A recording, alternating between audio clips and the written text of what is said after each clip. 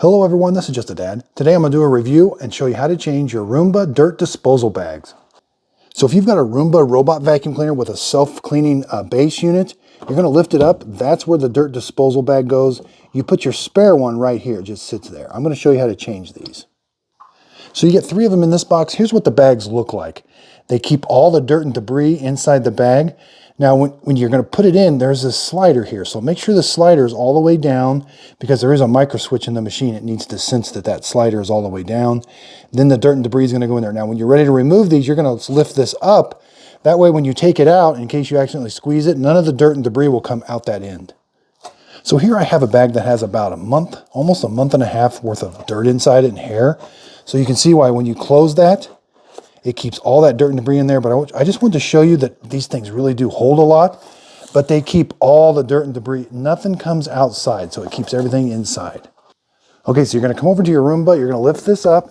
Again, lift that little tab up.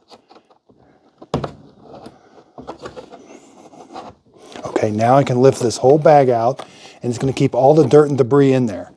Now we're going to put the new bag in. Again, make sure this is all the way down so that our opening is there. There's a track for that to slide in on. So get that in the track, and then you got to kind of press it down and make sure you press it all the way down. That's nice and flush. And then you just kind of put the bag there.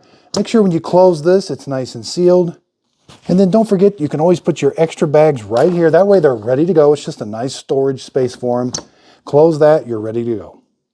Okay, so I'm going to measure everything on these really quick.